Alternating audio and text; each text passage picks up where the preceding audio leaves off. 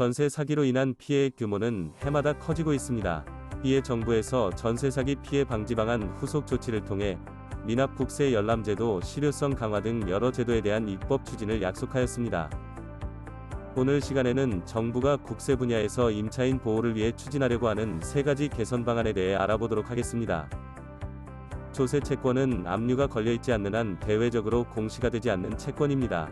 따라서 임대인에게 체납 국세가 있다고 하더라도 집을 계약하려는 임차인은 등기부등본을 통해서 이러한 내용을 확인할 수 없다는 위험성이 존재해왔지요. 사례를 살펴볼까요?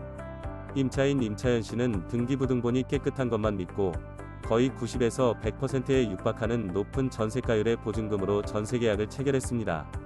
그러나 임대인에게 체납 국세가 있는 상황이었고 국가에서 이 집을 경매에 붙여 체납 처분을 진행한다고 합니다. 임대인의 체납 국세의 법정기일이 임차 보증금의 권리 설정일보다 앞선다고 했을 때 경매로 매각된 집의 배당금이 국세에 먼저 충당되기 때문에 임차인은 보증금 전액을 회수하기는 어려워집니다. 경매를 진행하는 경우 감정가액 미만으로 낙찰되는 경우가 많기 때문에 회수할 수 있는 돈은 더 적어질 가능성이 높아요.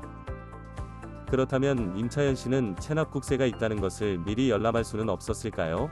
사실 열람할 수 있기는 합니다. 국세징수법에 의하면 임차인은 집주인과 임대차 계약을 체결하기 전에 집주인의 미납 국세를 열람할 수 있기는 하지만 집주인의 동의가 있어야 열람이 가능합니다. 집주인의 세금은 개인정보이기 때문에 집주인의 동의 없이는 열람이 불가하다는 것이지요. 따라서 해당 제도는 임차인이 계약 체결 시 거의 사용할 수 없었습니다.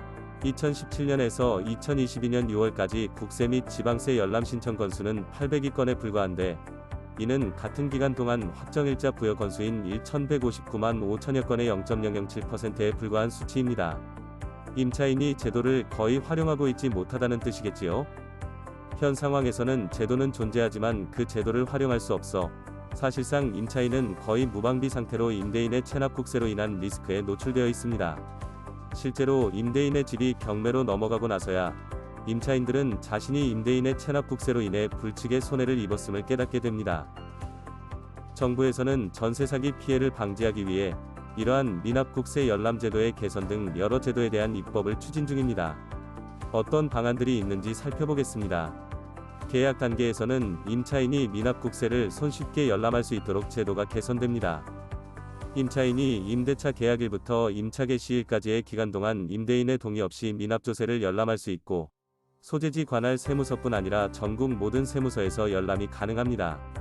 다만 현재도 주택임대차보호법에 따라 소액임차인은 보증금의 일정 금액을 최우선으로 변제받을 수 있기 때문에 보증금이 일정 금액을 초과하는 경우에만 열람 신청을 할 수 있습니다. 임차 단계에서는 임대인 변경 시 국세 우선 한도를 명확하게 개선합니다. 현재는 주택 임차 중 임대인이 변경되는 경우 국세와 임차보증금 간 어느 권리가 우선하는지에 대한 명시적 규정이 없어 대법원 판례에 따라 집행하고 있습니다. 변경된 안에 따르면 새로운 임대인에게 세입자의 임차보증금보다 앞서는 미납국세가 존재하는 경우 종전 임대인의 미납국세 한도까지만 국세 우선 원칙을 적용하게 됩니다. 경매 공매 단계에서는 주택임차보증금의 당해세 우선 원칙을 배제합니다. 변경된 안에서는 임차권의 확정일자 이후 법정기일이 성립한 당해세는 세입자의 주택임차보증금에 배분됩니다. 이때 임차권이 저당권보다 늦은 경우에도 당해세 배분액만큼 임차권에 배분합니다. 당해세 우선원칙 배제는 저당권 등 다른 권리에는 영향을 미치지 않으며 당해세의 우선 변제권만 주택임차보증금에 귀속시키는 것으로 임대인의 미납국세가 소멸하는 것은 아닙니다. 임차인 보호를 위한 전세 사기 피해 방지 방안에 어떤 내용이 담겨 있는지 간단하게 살펴보았습니다. 자세한 내용은 텍스넷 보도자료 메뉴에서 확인하실 수 있습니다. 감사합니다.